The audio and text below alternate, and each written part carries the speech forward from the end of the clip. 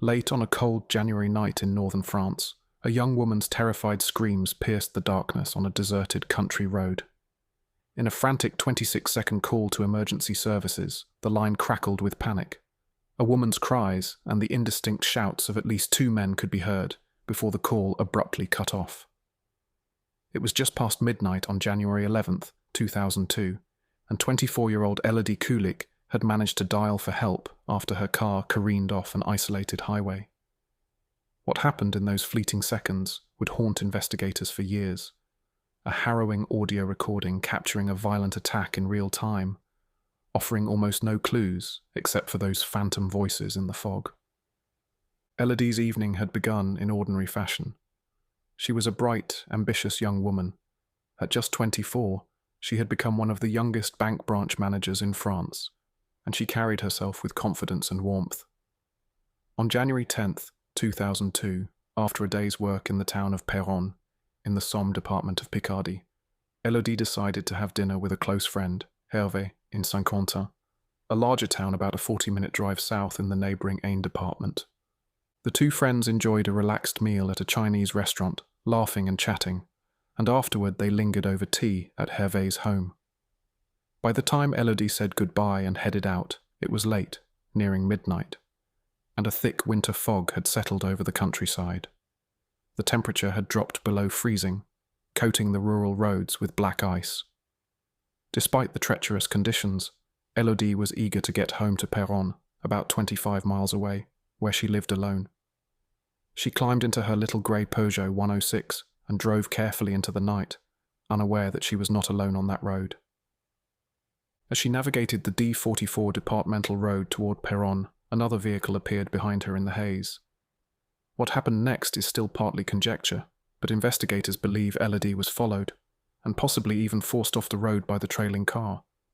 Around 12:20 a.m., on a lonely stretch of straight road near the village of Cartigny, Élodie's Peugeot suddenly swerved out of control, skidding on the ice.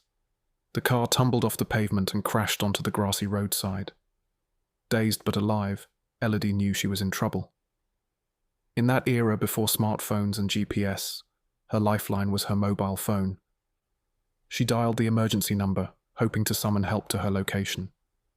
The operator answered to a chaos of sounds. Élodie's voice came through in a panicked scream, and in the background men's voices barked over the din. "Au secours! Help!" she might have tried to say, but only fragments are audible on the recording.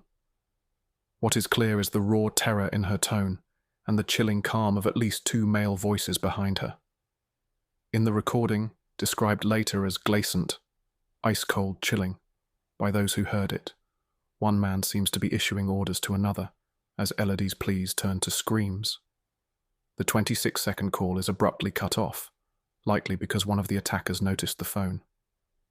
Indeed, the assailants ripped the phone from her hand, yanked out the battery, and tossed the device into a field. The line went dead. On the other end of that line, emergency operators could only alert police that something terrible had happened, but they had scant information. Just the shrieks of a woman and unidentified male voices in the night. By the time responders could triangulate a rough location and reach the area, there was only an empty crash site. About half an hour after Élodie's desperate call, a passing motorist spotted a wrecked Peugeot in a ditch off the D44 near Cartigny and phoned it in. Police and firefighters converged and found the car's interior smeared with blood and mud. The driver's door hung open. Élodie was nowhere to be found. With sinking hearts, officers feared they had stumbled onto a kidnapping scene. The shattered windshield and deployed airbag suggested a serious accident, but the missing driver and that eerie 112 call pointed to something far more sinister. A massive search through the foggy fields and woods began in the early hours of January 11th. Dozens of gendarmes and volunteers scoured the vicinity around the crash, calling Élodie's name into the darkness. They found nothing that night. 2 agonizing days passed. Then, on January 12th, a farmer in the remote hamlet of Tertry, about 4 kilometers from the crash site, noticed blackened debris in a fallow field that had once been a World War I trench dump. As he drew closer, he realized with horror that he was looking at a partially charred human body. The remains were soon identified as Élodie Kulik.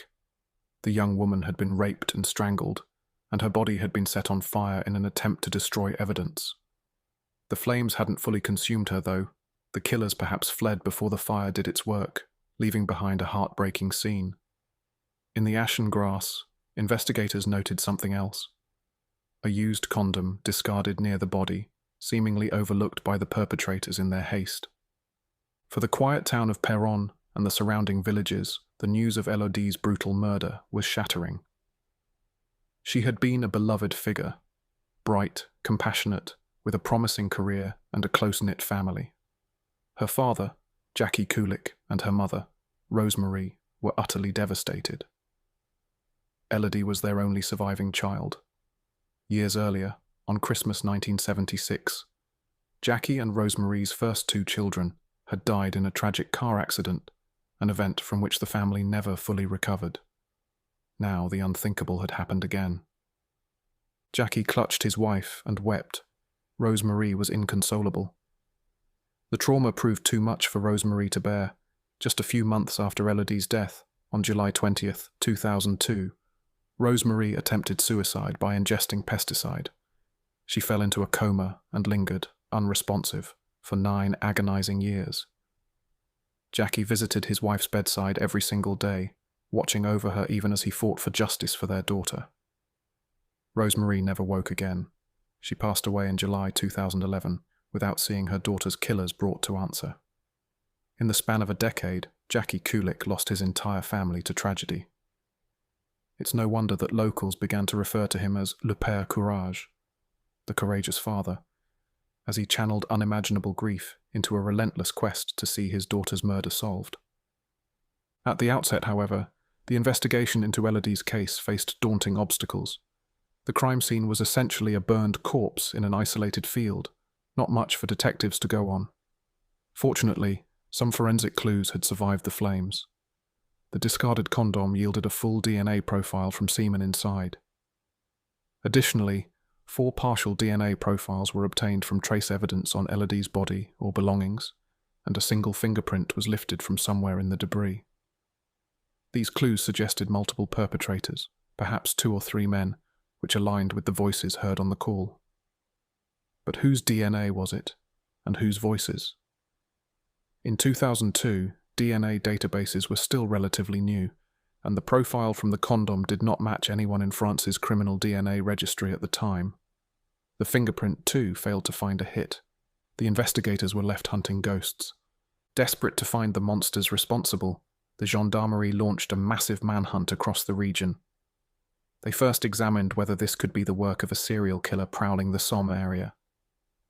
In fact, later in 2002, another murderer named Jean-Paul Leconte was arrested for killing 2 young women in the same region. For a moment, investigators wondered if Élodie had been one of Leconte's victims. But Leconte's involvement was quickly ruled out. His crimes, heinous as they were, did not align with the specifics of Élodie's case. This was something else. The brutality inflicted on Élodie, sexual assault, strangulation, burning, suggested perpetrators who were impulsive and cruel, but not necessarily experienced serial killers. Perhaps local men out on the prowl, whose attack escalated beyond anything they'd planned. Leads were scarce. Hervé, the friend who'd had dinner with Élodie, was questioned, but he had a solid alibi after she left his house. He was never a serious suspect. Investigators canvassed the route Élodie drove that night and put out appeals for witnesses. One woman did come forward with a hair-raising story.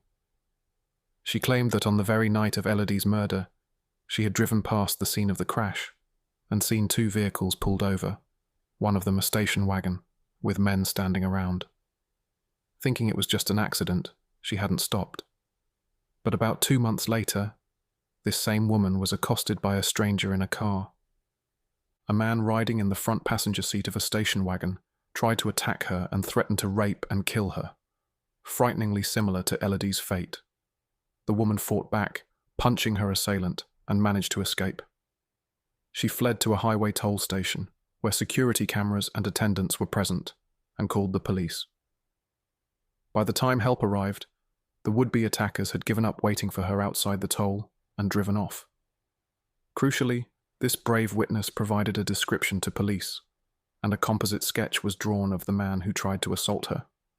A sketch that, unbeknownst to anyone then, closely resembled one of Élodie's future suspected killers. In 2002, however, that sketch did not ring a bell with authorities. It was just one more lead in a case growing colder by the day. Weeks turned into months, and months into years. The Kulik case became one of France's most perplexing unsolved crimes, but investigators refused to let it go. They formed a special unit of gendarmes dedicated to the case and continued to pursue every avenue. They even undertook an unprecedented DNA dragnet. By late 2011, police had collected DNA samples from over 5,000 men in the region, one of the largest such sweeps in French history, hoping to find a match to the unknown killer's profile. Volunteers at factories, farms, and towns around Picardy lined up to have the inside of their cheeks swabbed. It was a testament to how deeply Élodie's murder had shaken the community. Thousands of men willingly gave samples to eliminate any doubt and to assist the investigation. Yet, incredibly, not a single one matched the DNA from the crime scene. The killer's profile remained anonymous. For Élodie's father, Jackie, these years were a nightmare of grief and frustration.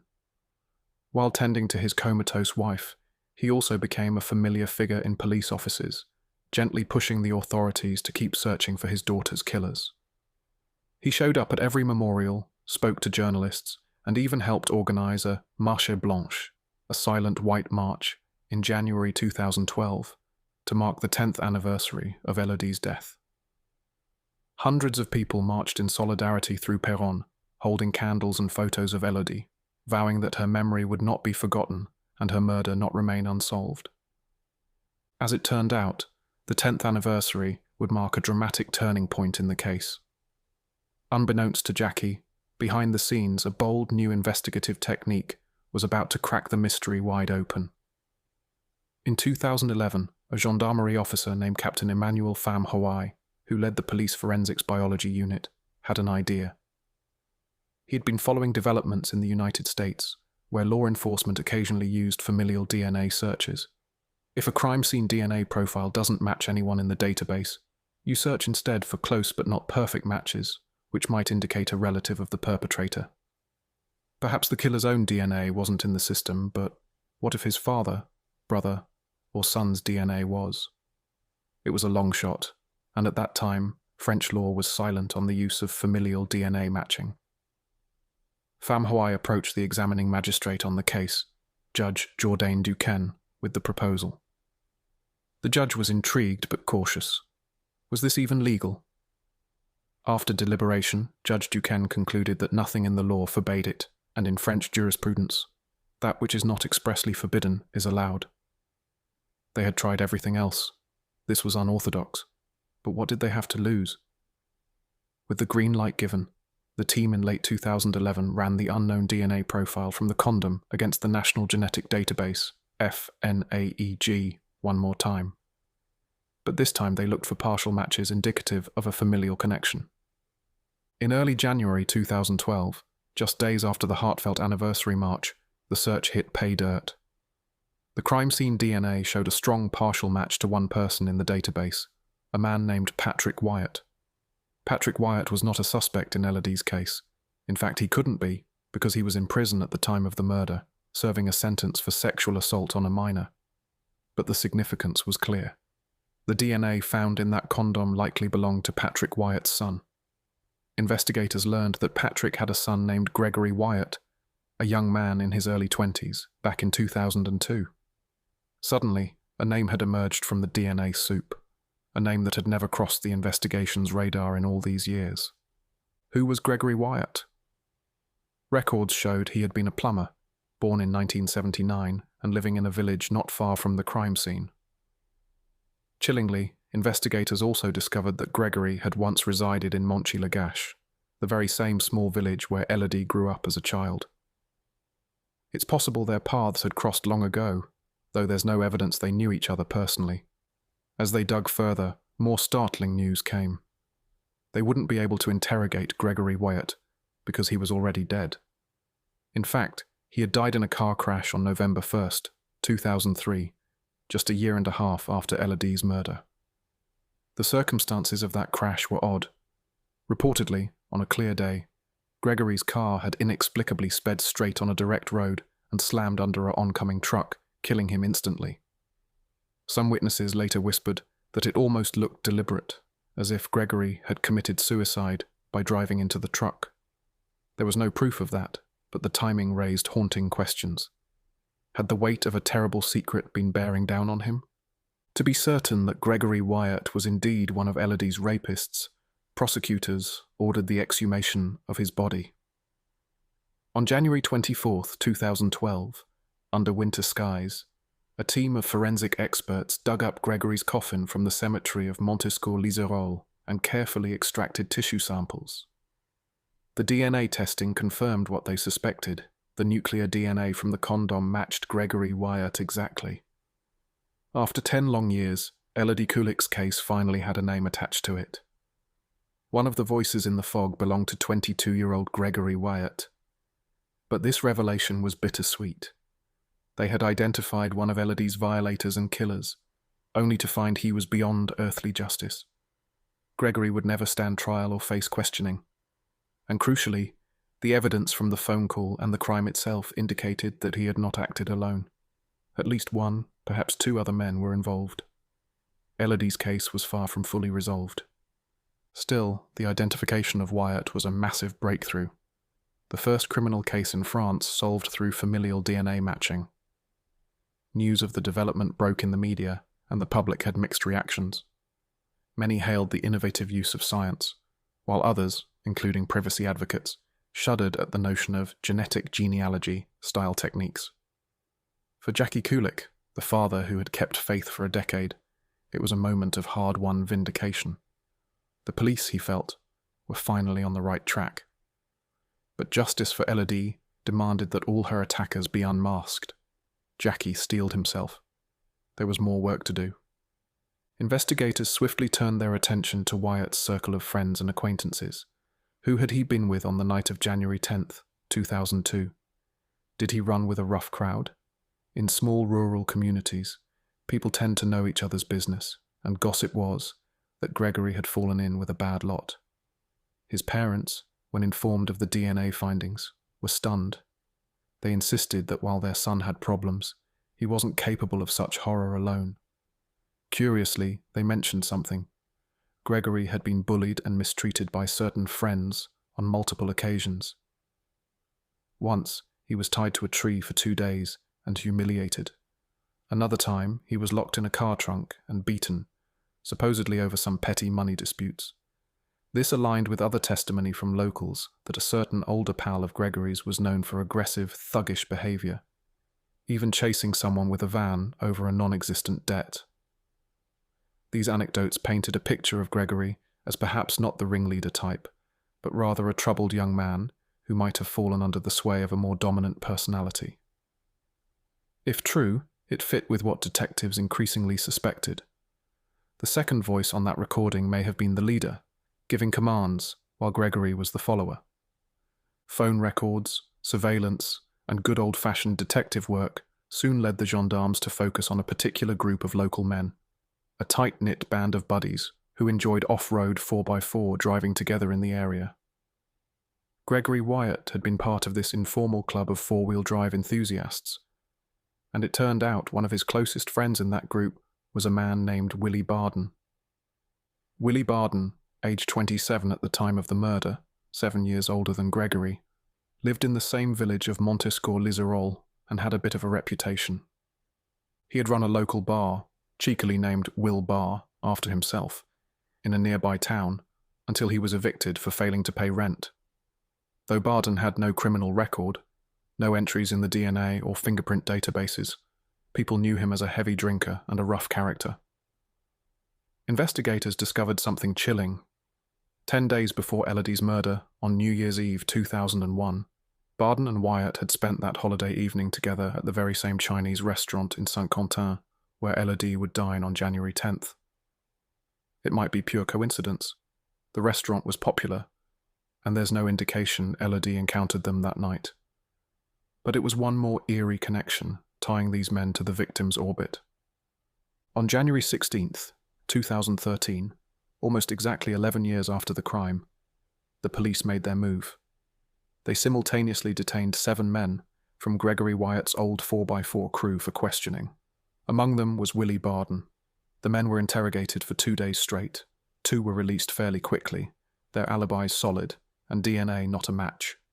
But by January 18th, the investigation zeroed in on one suspect who they believed had been present at the crime, Willie Barden. That day, Barden was formally charged, mise en examen in French legal terms, with kidnapping, false imprisonment, gang rape, and murder of Élodie Kulik. He was promptly remanded into custody to await trial. The news electrified French media. After a decade of mystery, there was finally a living suspect to answer for Élodie's death. The case against Barden was largely circumstantial, but compelling. Investigators had placed him in the company of Wyatt the night of the murder, and likely in the vicinity of the crime, perhaps driving that second vehicle. They also knew from the emergency call that at least 2 perpetrators were involved. But the most damning evidence would come from Barden's own social circle. When questioned, 5 of the 6 other men arrested alongside Barden, including Barden's own brother, told police that they recognized Barden's voice as one of the male voices on Élodie's recorded emergency call. This was a stunning development. Those closest to Barden, who knew his voice better than anyone, independently pointed to him as the man on the tape. In fact, Willie Barden himself initially admitted that one of the voices sounded like him, according to investigators, only to later retract that admission and vehemently deny having anything to do with the crime. Perhaps in that first moment of confrontation, hearing the faint playback of screams and men shouting, he reacted honestly. But he quickly thought better of it and lawyered up. From that moment, Barden's stance was firm. I was never there. I'm innocent, he insisted. The voice recognition evidence was unusual, essentially a form of ear witness testimony. The actual recording was of poor quality, full of distortion and background noise. It wasn't the sort of crystal clear clip where a jury could easily discern words or a familiar timbre. Audio forensic experts who later examined it officially cautioned that it was too degraded to be definitive. But that didn't stop those who knew Barden from trusting their gut. To them, the way one of the mystery men barked "Tice toy," or some brief phrase on the tape, reports differ on the exact words, was instantly familiar.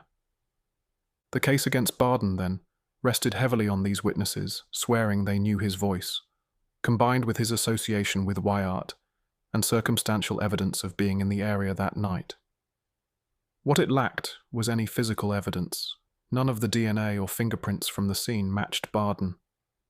Prosecutors argued that of course he'd been careful not to leave traces. After all, the perpetrators tried to burn the body to destroy evidence.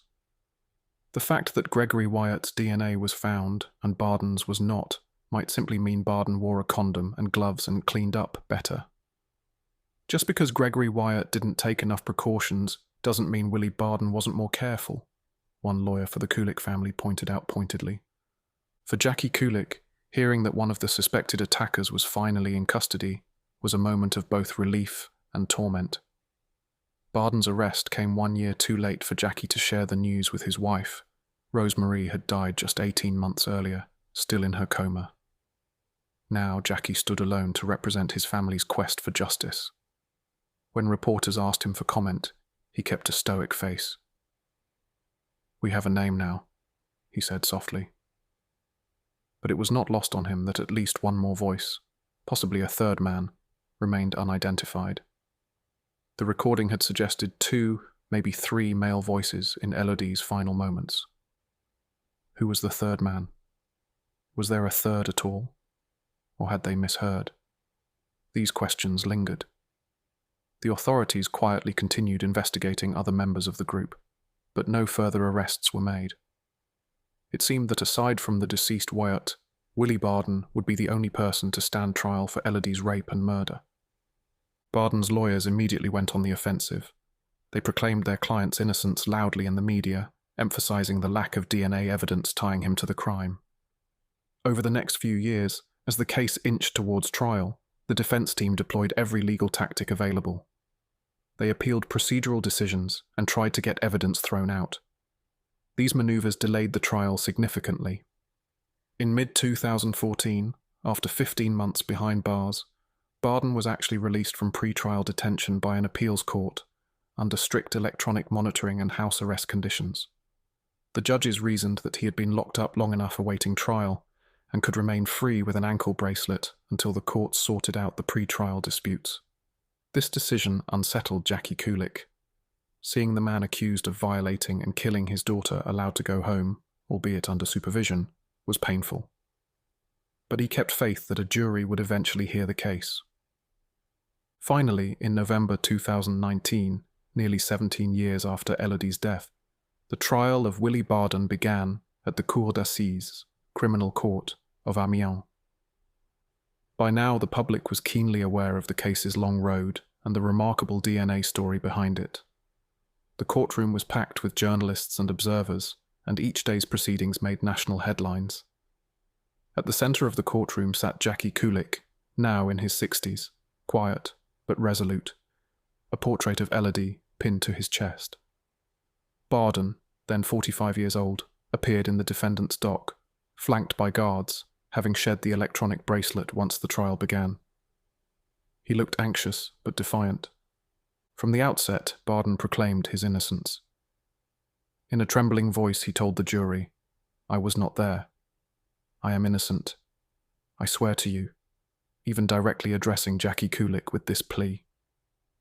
It was an unusual moment, the accused turning to the victim's father, essentially begging him to believe that he didn't harm Élodie. Jackie gazed back coldly. He owed this man nothing. Over the course of 2 weeks, the court was presented with all the evidence painstakingly gathered over the years. The centerpiece, of course, was the 26-second recording of Élodie's emergency call. On the 5th day of trial, the lights were dimmed, and the jurors listened to those horrifying seconds that had been etched into so many investigators' minds. Even through the poor audio quality, the raw fear in Élodie's voice was unmistakable, and hearing it in the courtroom sent chills down everyone's spine. Jackie reportedly shut his eyes tight as his daughter's cry echoed from the speakers. The judges warned the audience to refrain from outbursts. Somewhere on that tape, filtered through layers of noise, were the men who destroyed Élodie's life. The prosecution argued that one of those men was sitting right there in the dock. Multiple witnesses were called to testify to the voice recognition. One after another, Barden's acquaintances and friends, including his own brother, took the stand and affirmed that they recognized Willie's voice on the tape. One witness said the intonation and local Picardy accent in the recording were 100% Willie. Another described feeling sick to his stomach because he instantly knew it was his friend speaking on that tape. The defense attorneys attacked this line of evidence fiercely. They reminded the court that audio experts themselves had concluded the recording was so bad that no formal voice identification analysis could be made. They suggested the witnesses were influenced by each other, or by hearing the tape repeatedly. "It's almost inaudible. The experts all said we cannot be sure who's speaking," Barden's lawyer Gabriel Dumenil argued, practically shouting. "Even a family member can be mistaken when a clip is that short and distorted. There is a serious chance of error." Furthermore, the defense hammered on the fact that not a shred of Barden's DNA or fingerprints was found, nothing tying him scientifically to the scene. They pointed out that Barden had voluntarily given a DNA sample in 2013, and it did not match any of the partial profiles from the crime. To them, this wasn't a coincidence, but proof of innocence. The prosecution, a combination of the state prosecutor and the Kulik family's lawyers, who under French law can join the case as parties civiles, countered this by walking the jury through the events of that night, as they believed they happened. They painted Barden as an integral part of a pacte de sang, a blood pact between at least two men who set out together and committed an unspeakable crime. Perhaps the men were out driving around in Barden's 4x4 truck. Perhaps they had been drinking. And when they encountered Élodie on that foggy road, a twisted idea took hold. "What are the odds," the prosecutors asked, "that Wyatt, Barden's close friend, just happened upon a random woman in distress and that Barden wasn't with him?"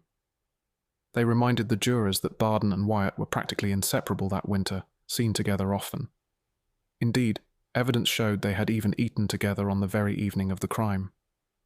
The suggestion was that Barden was the older leader and Wyatt the younger henchman. On the tape, the men's voices are disturbingly calm compared to Élodie's terror. One voice even seems to reassure or direct the other, as if one man was in charge. Prosecutor Alexandre de Beauchère told the court, "We have two individuals acting in concert. They were confident enough to speak calmly while committing a horrifying act. Barden, he implied, was the confident one, the one who got away with it for years." After 2 weeks of intense testimony, closing arguments wrapped up. The jurors, 3 professional magistrates and 6 citizen jurors in the French system, retired to deliberate.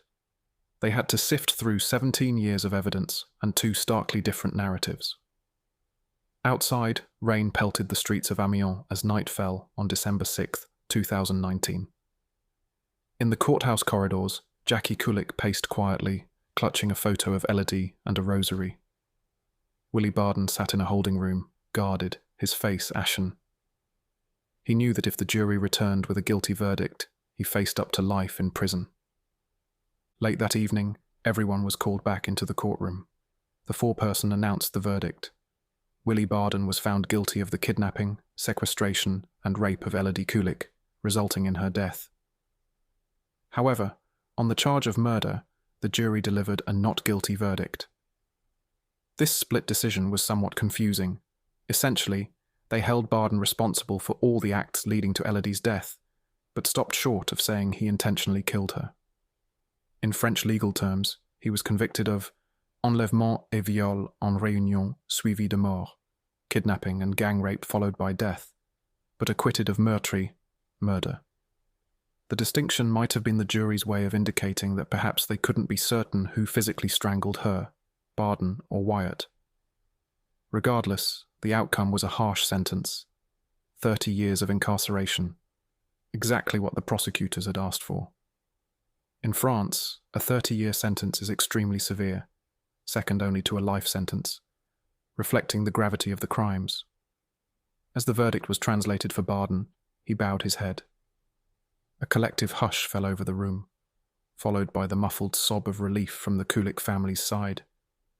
Jackie Kulik broke down in tears, clutching his relatives in a tight embrace.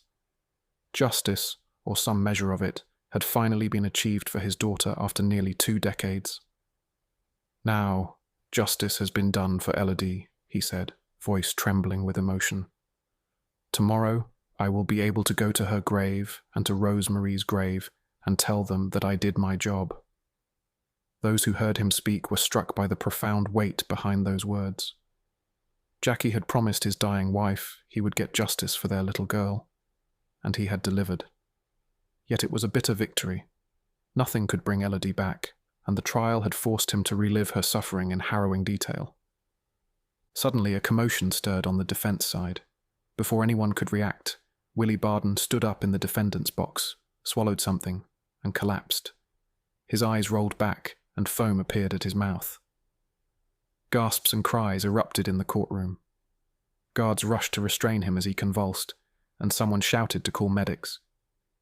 In a shocking turn of events, Barden had attempted to commit suicide by poisoning himself right there in court, moments after hearing the verdict. Panic ensued. Was the convicted man about to die on the spot?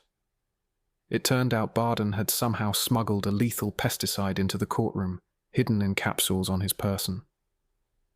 Later investigation suggested he had emptied some medication capsules and refilled them with Temic, a potent insecticide banned in France, and kept them in his pocket or a handkerchief. As the verdict was read, he discreetly popped the poison pills. Barden had actually told a friend or relative beforehand that he would never go back to prison, no matter what. He meant it. This was a planned, desperate act. For a tense span of minutes, it was unclear if Barden would survive. Paramedics arrived and ferried the unconscious man to a hospital under police guard. The courtroom was cleared. Jackie Kulik watched in stunned silence as the man convicted of raping his daughter was wheeled out on a stretcher, fighting for his life. a life that would now continue behind bars if he lived. The dramatic suicide attempt provoked intense debate. Some wondered if it was the ultimate act of a wrongfully accused man, an innocent who preferred death over injustice, or simply the cowardice of a guilty man who couldn't face the consequences. Barden's own lawyers, visibly shaken, said he had been overwhelmed by despair. He repeatedly said he could not bear going back to prison, one attorney told reporters the next day. On the other hand, Élodie's family and their lawyers remained convinced of Barden's guilt, and they didn't wish him dead. "We want justice, not the death of a man," said one of the Kulik lawyers, emphasizing that seeing Barden carried out after poisoning himself was a shock to everyone. Barden did survive. After a few days in a coma, he regained consciousness in intensive care. Within a week, he was well enough to be transferred to prison, where he was kept under suicide watch. Given the high-profile and emotional nature of the case, it was almost certain there would be an appeal. In France, both the defense and prosecution have the right to appeal a verdict in a criminal case, and an appeal is essentially a new trial at the appellate cour d'assises with a different jury. Barden's team quickly filed an appeal, unsurprising after such an outcome.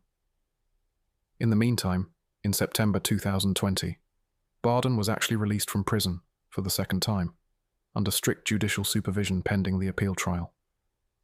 He'd spent about 9 months in custody post-verdict, but the courts allowed him out under conditions until the next trial. However, he didn't remain free for long.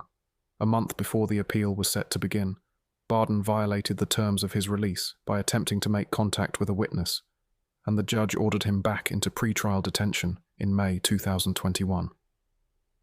This incident cast Barden in a poor light. It hinted at potential intimidation or interference, though details were not made public. It did show, at least, that Barden was still fighting hard to avoid prison. In June 2021, the appeal trial commenced in Douai, a city in northern France, before the Cour d'Assises of the Nord department. The change of venue from Amiens to Douai, about 80 kilometers apart, was likely granted to ensure an unbiased jury, given the extensive media coverage in Picardy. Over roughly 2 weeks, the entire case was relitigated. Barden, now recovered and composed, once again took the stand to deny any part in the crime. His lawyers doubled down on the lack of material evidence, reminding jurors that not a single DNA sample or fingerprint tied Barden to the scene. They argued that the prosecution's theory was full of holes. Sure, Wyatt's DNA was there. No one disputed Wyatt's involvement. But that doesn't automatically mean Barden was with him, they insisted. They posited alternative scenarios. Perhaps Wyatt had other buddies, or maybe even the unthinkable, that the voice recognition was mistaken and Barden truly wasn't there at all. The defense highlighted every ambiguity.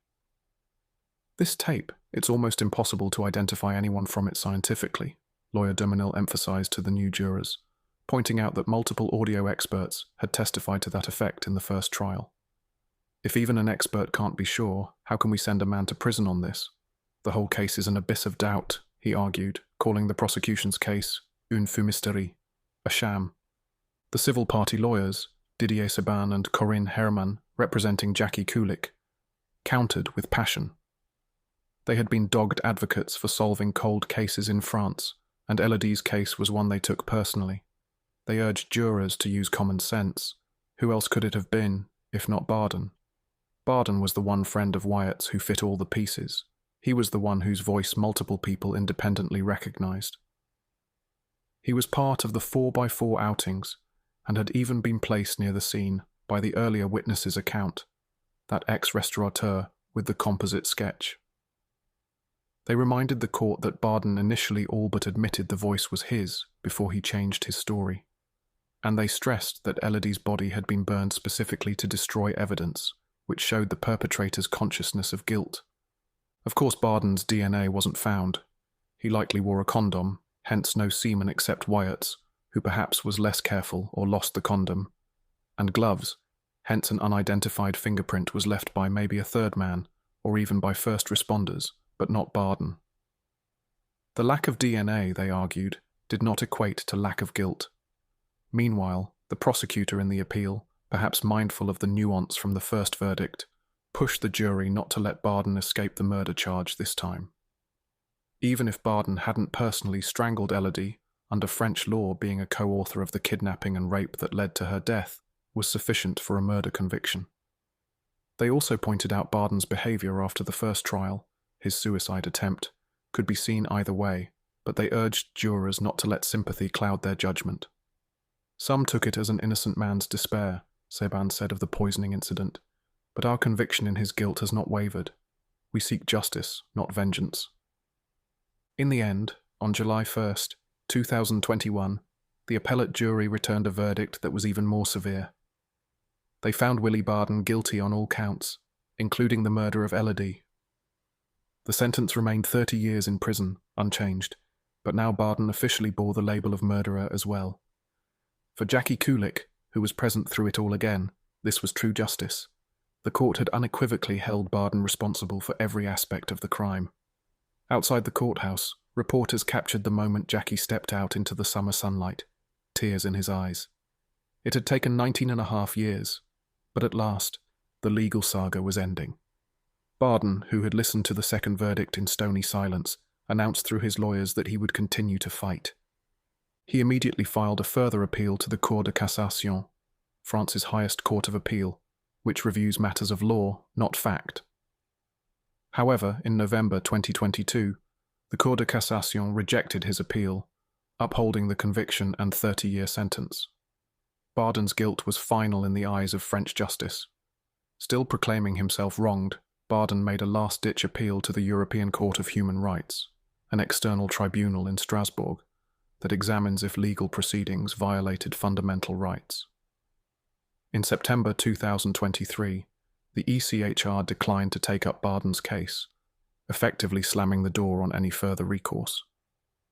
Willie Barden, now in his late 40s, will remain in prison until at least the 2030s, and possibly longer if he is not granted early release. By most accounts, he has been a model prisoner, quiet, perhaps humbled, but he still refuses to admit any involvement in Élodie's death. Today, more than 20 years after that foggy January night, the case of Élodie Kulik stands as a landmark in French criminal history, both for its tragedy and for the investigative innovations that eventually unravelled it. It was the first case in France solved using familial DNA matching, a technique that has since been adopted in other cold cases. Some mysteries do linger. Who was the third voice on the recording, if there was one? The court officially recognised only Wyatt and Barden as the culprits. It's possible a third man was present but never identified. It's equally possible that the audio distortion made two men sound like more. The case is considered closed by law enforcement, with no active search for additional suspects publicly known. Élodie Kulik, now in his 70s, has done what he promised his daughter. He brought the truth to light. Justice has been done for Élodie, he said, the night of that first verdict in 2019, tears in his eyes. Tomorrow I will go to their graves and tell them I did my job. One can only hope that, in the quiet of his remaining years, this remarkable father can find some measure of solace in that fact.